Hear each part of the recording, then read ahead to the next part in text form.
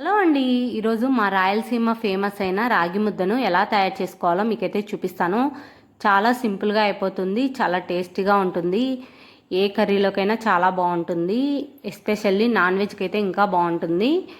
ఇది రాయలసీమ ఫేమసే కాదు, కర్ణాటక ఫేమస్ కూడా. వాళ్ళు ఓన్లీ రాగిపిండి యూజ్ చేసి రాగి ముద్ద ప్రిపేర్ చేస్తారు. మేమైతే రైస్ యూజ్ చేస్తాము, రైస్లో రాగి పిండి వేస్తాము. అది ఎలాగో మీరే చూడండి. ఇక్కడ నేనైతే ఒక గ్లాస్ రైస్ తీసుకున్నాను. ఇలాగ నీట్గా వాటర్ పోసేసి 2-3 సార్లు అయితే కడిగేసుకున్నాను ఈ బియ్యాన్ని. ఇలా కడిగేసుకున్న తర్వాత ఏ గ్లాస్తో అయితే బియ్యం తీసుకున్నానో అదే గ్లాస్తో 4 గ్లాసులు అయితే నీళ్లు పోసుకోండి. 1కి 3.5 లేకుంటే 4 ఖచ్చితంగా వాటర్ అయితే పోసుకోవాలి. అప్పుడే మనకు రైస్ చాలా మెత్తగా ఉడుకుతుంది. వాటర్ అయితే పోసిన తర్వాత ఇందులో కావాల్సినంత అయితే సాల్ట్ వేసేసుకొని, టైం ఉంటే ఒక హాఫ్ అన్ అవర్ నానబెట్టుకొని తర్వాత కుక్కర్లో విజిల్స్ పెట్టుకోండి.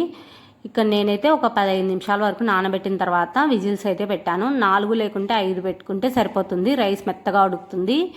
విజిల్స్ అన్నీ పోయిన తర్వాత ఓపెన్ చేశాను. ఇందులో ఇప్పుడు 1 కప్పు నిండా రాగిపిండి అయితే యాడ్ చేయాలి. రాగిపిండి యాడ్ చేసిన తర్వాత ఇందులో ఒక 2-3 స్పూన్ల వరకు నెయ్యి యాడ్ చేస్తే మనకి రాగి ముద్ద జిగురుగా ఉండకుండా బాగా స్మూత్గా టేస్టీగా కూడా ఉంటుంది.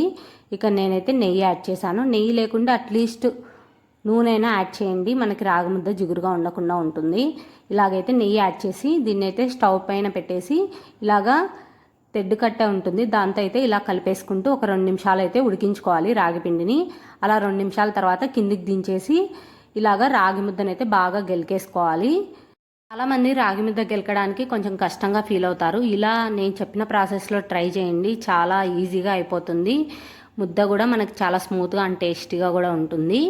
మీకు కావాలంటే ఇలా ముద్దను బాల్స్ లాగా ప్రిపేర్ చేసుకోవచ్చు, లేదంటే డైరెక్ట్గా పెట్టేసుకొని అయితే తినచ్చు. మేము ఎప్పుడు ఏమి ఇలాగా బాల్స్ లాగా ప్రిపేర్ చేసుకోము, డైరెక్ట్గానే పెట్టుకొని తింటాము.